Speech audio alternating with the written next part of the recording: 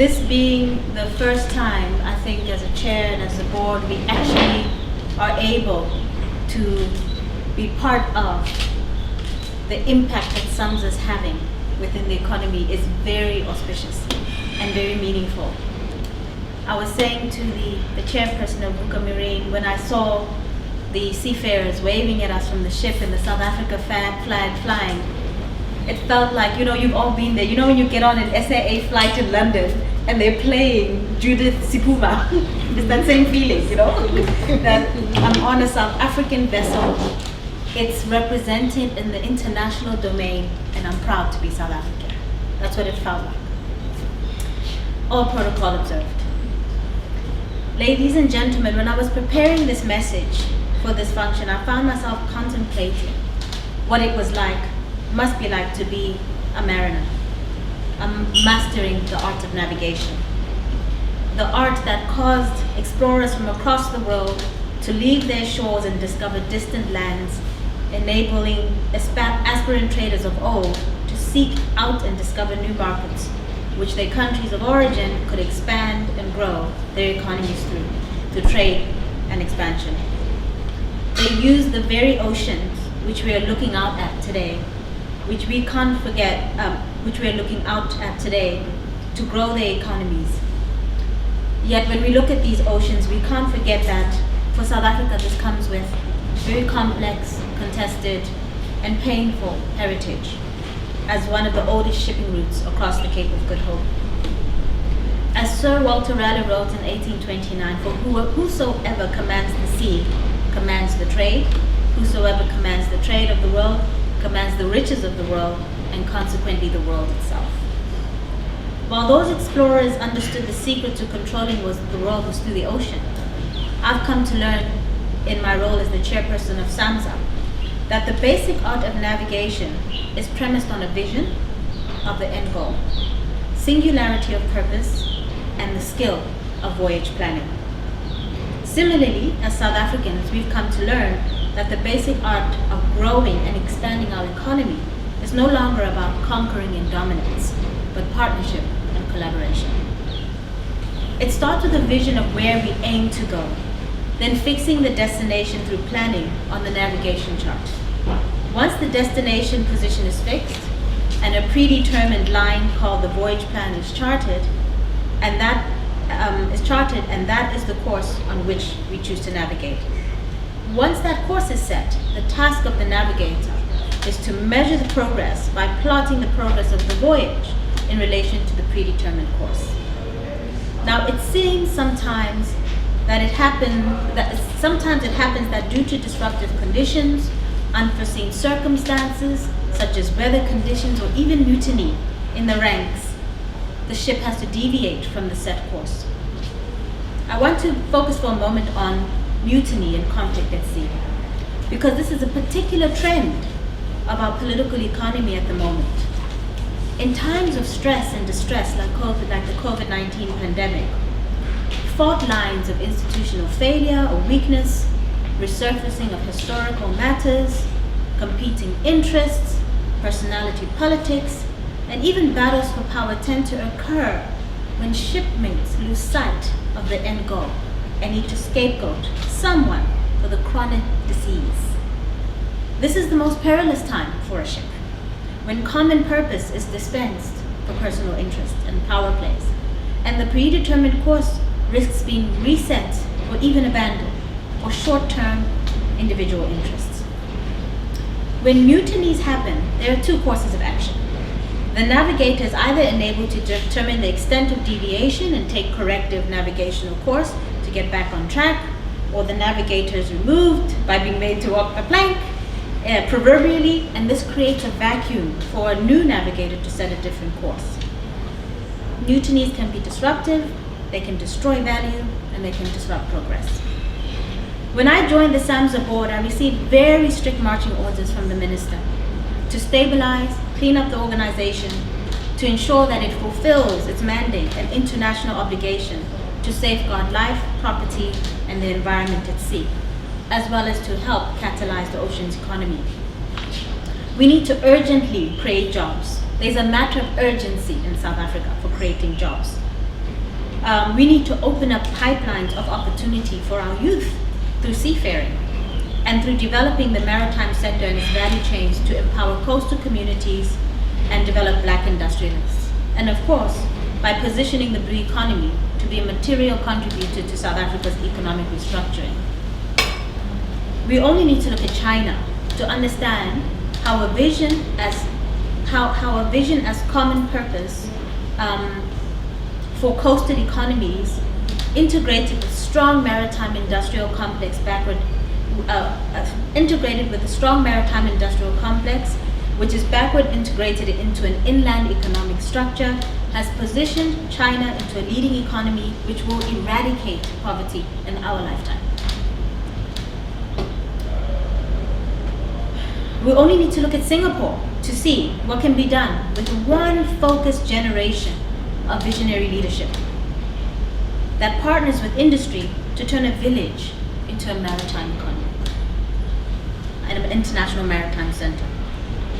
Now, as a participant in Operation Bikisa, I can attest that the vision is there, the country expertise is there, business will is there, yet we seem to be off track and missing the opportunity to pivot at scale. This includes, as you were talking about, Andrew, the short-term competitive advantage COVID-19 is providing South Africa to position and grow our seafarers, stimulate local economies and related industries in the value chain, as well as build synergies with the aviation sector to ease global crew change constraints. Instead, power battles mean we continue to be rudderless in the oceans economy. We continue to focus where we shouldn't focus, but we need to get our country back on track. Our interests are not country interests. The huge and coordinated effort to ensure inefficiencies mean that we can't operate with the rigor, innovation, foresight required to leverage the wealth of expertise and partnerships such as this with VUCA Marine to catalyze the blue economy, which only results in continuing to put South Africa and South Africans last. It is solutions such as the industry partnership with VUCA Marine that SAMSA, it is solutions such as the industry partnership with VUCA Marine and SAMSA that we will enable seafarer jobs, stimulate the maritime economy through procurement opportunities for SMMEs and maritime industries, one ship at a time. Our partnership with VUCA Marine enables South Africa to grow its ship registry, one vessel at a time. From VUCA Marine's registration of its first ship in 2015 to registration of its fourth ship this year, the Cape Acacia, which we are celebrating today, it has been a long journey, but a journey of common interest and a journey of common purpose. It's important to celebrate this achievement of South Africa having 6 flagships in its registry, coming from a base of 0 7 years ago, by giving context to this significance. In 2014, our country paid about 44 billion rand in freight costs out of our current account, which worsened our balance of payments. Not a single ship was on the register, meaning there would be no corresponding income in earnings from freight movements. Over and above the loss of earnings and the disadvantage to the balance of payments, there was also no single seafarer opportunity for employment.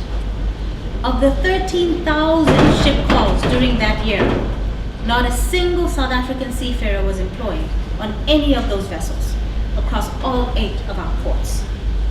Of those 13,000 ships that called at our ports, not one was South Africa registered, very few carried any South African seafarers, not one participated in any formal South African cadet program, training program, and all of those ships cost this economy 44 billion rand in freight costs. That is where we come from 7 years ago. In that context, within a year, in fact starting in about 2011, but within a year of that context, VUCA Marine had partnered with SAMSA to pilot a visionary model that the owners of VUCA Marine had developed, which would begin to solve for seafarer employment and the growth of our ship registry. Despite headwinds and disruption over the last 6 years, both VUCA Marine and SAMSA have stayed the course. We've stayed the course because we understand and align on the value that ships will bring to our economy. We stayed the course because we understand and align on the employment opportunities created with each one of the ships that fly our flag. Having tested the model for the last 6 years, it is our view that we have a model that works, that can be improved, and that can be applied at scale to industry. We believe there's room for entrepreneurs to enter the space to create South African shipping companies. We call upon all aspirant owners to join the discussion on how to go about setting up their companies, knowing that SAMSA is on board and available to help. We are aware of the remaining impediments to growing South Africa's ship registry that have been tested in our model with VUCA Marine, and that require a focused and coordinated government approach to resolve.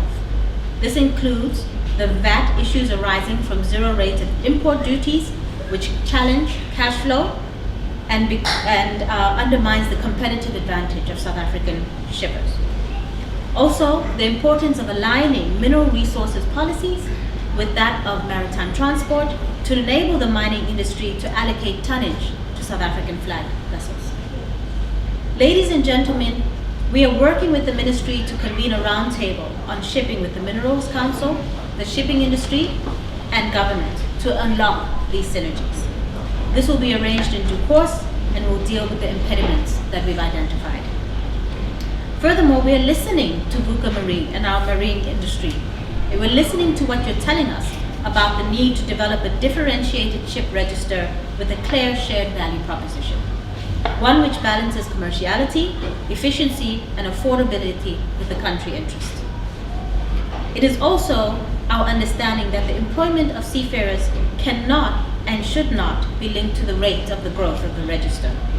Our view is that we should be able to train and create a robust pipeline to place South African seafarers on international vessels that are not flagged in South Africa, given the positive feedback we've received from the IMO regarding our treatment of seafarers during the COVID-19 pandemic. Once more, this means partnering with VUCA Marine and other South African and global shipping companies to anchor our seafarer training programs. The maritime economy is pivotal to the global economy. Today, ships transport 90% of international trade, employ 1.5 million seafarers, and worldwide shipping volumes are expected to double by 2025. Additionally, with the establishment of the African Continental Free Trade Agreement, South Africa is positioned to pivot and compete for a share of global tonnage and seafarer employment. Capturing these opportunities will open up new job pathways for our youth and enable maritime-based industrialization, together with the support services at our ports and related coastal economies. That is how we will begin to establish ourselves as an international maritime nation, while addressing our socioeconomic challenges, one vessel at a time. Today's celebration of Cape Acacia's addition to the South African Registry is a significant milestone along the voyage plan. It's a milestone that I wish for us collectively to take a few moments to just pause and recognize. Let's take this moment to replenish our belief in what's possible. Our belief in the art of what's possible, where we've demonstrated we can stay aligned on a common purpose over the long haul. Incremental steps are too often not recognized for the leapfrogs they actually represent for South Africa. South African culture is particularly focused on judgment, detraction, personality politics that drives lack of continuity, uncertainty, and perpetuates the inefficiencies that stunt progress. But we are disrupting that today. We can't afford that approach any longer. Today, we're celebrating the type of navigation we need as a country to pivot and win, by demonstrating that industry and government can partner to create shared value through testing and through innovation. By demonstrating that unity of purpose and continuity, with unity of purpose and continuity, we can fail fast and learn fast. Fixing the ship while we sail. We can recognize progress, bank the wins, and leverage off them to create winning solutions that accelerate South Africa into the future. Ndate Mtembu, Ndate Miller, Anglo-American and Kumba, SAMSA Management, our ministerial representative, the shareholder rep, and all those that have brought us to this day. It is my honor to be standing here with industry leaders who have the courage and the conviction to be early movers in the maritime industry, to bring one more vessel onto our ship registry, which in itself is a microeconomy that stimulates the local economy, to show the way, to de-risk, and to hold the course for everyone else who's going to come after you. Congratulations once more. Thank you.